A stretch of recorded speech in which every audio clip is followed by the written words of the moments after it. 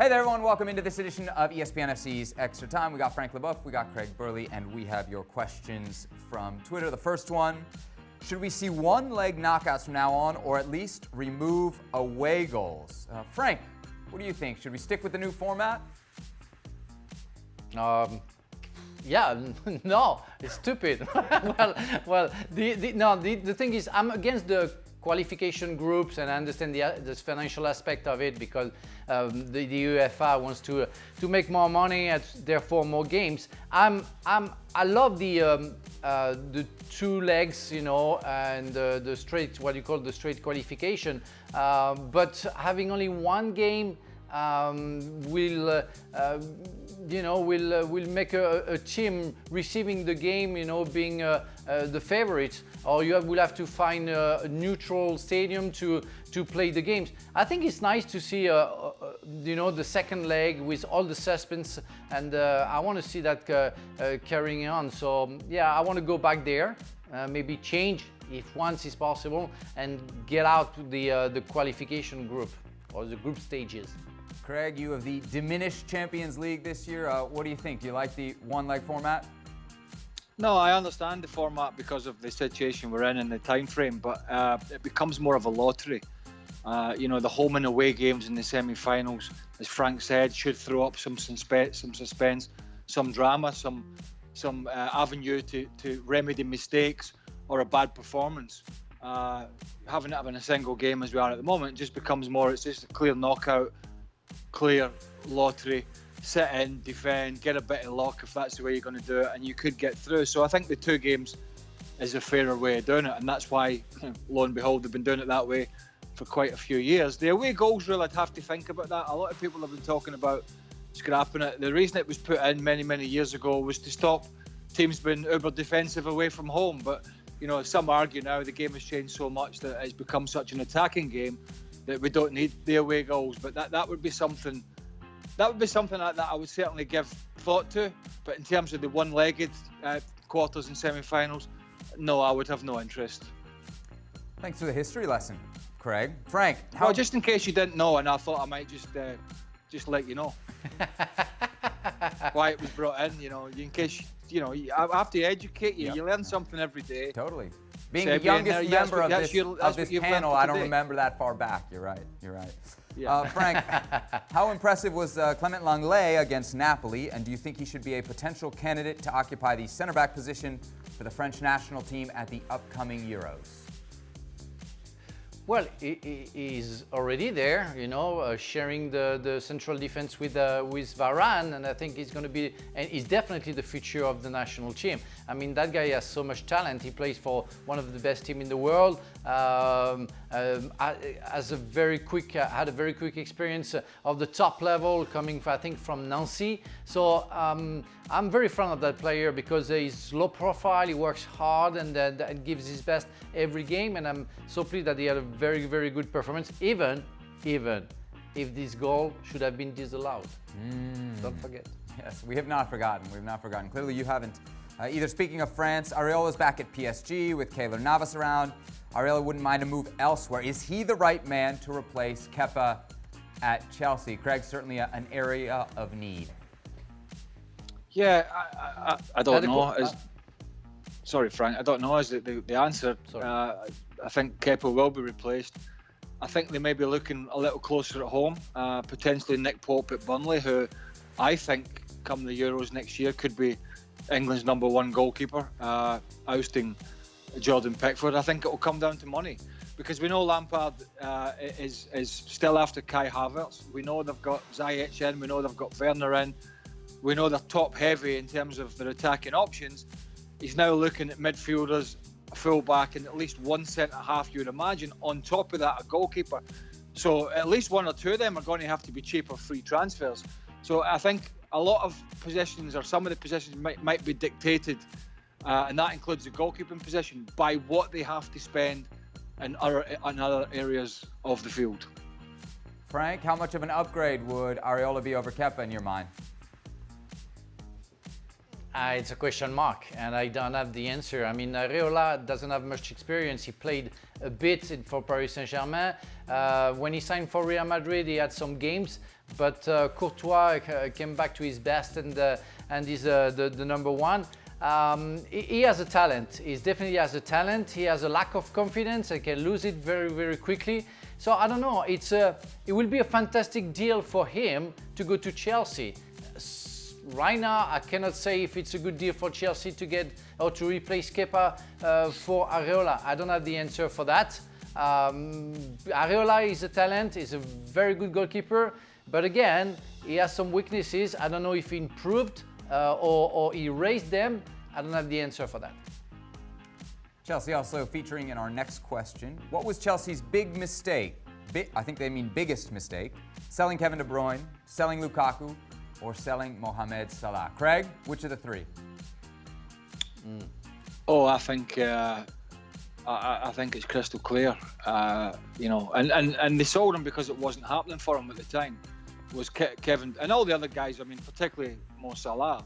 Romelu Lukaku's had a great season at Inter, 31 goals in all competitions. But if you said to me now, pick one of those guys for the next 5 or 6 years for your team, I'm picking Kevin De Bruyne. I think Kevin De Bruyne is a class apart in the middle of the park.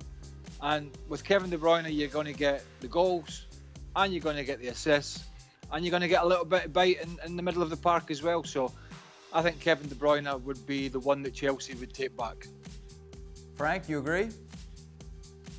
I totally agree. I think they've been patient with Lukaku. He was a young guy and really a lover of the Chelsea FC, and he signed, then left, then came back. For Salah, it wasn't the Salah that we know. Salah became the Salah that we all know at the end of La Roma when he was in Roma and then came to Liverpool. But I think Chelsea should have been more patient with De Bruyne. I mean, the talent was there, maybe not the confidence. Yeah, they missed something with him. And of course, right now, it would have been so helpful. Like my screen. Yes. Well, I like this. I like the colour. I like that in the backdrop. That's better. You like it? God. So yeah, I like that. It's better. It's like Paris. We miss the champagne. We miss. Yes, we do miss champagne. Hold on, he's gonna come back. Maybe one day he's gonna come back. While Frank works on his technology here. Oh, you know wow! Look at this. this. Thing behind you.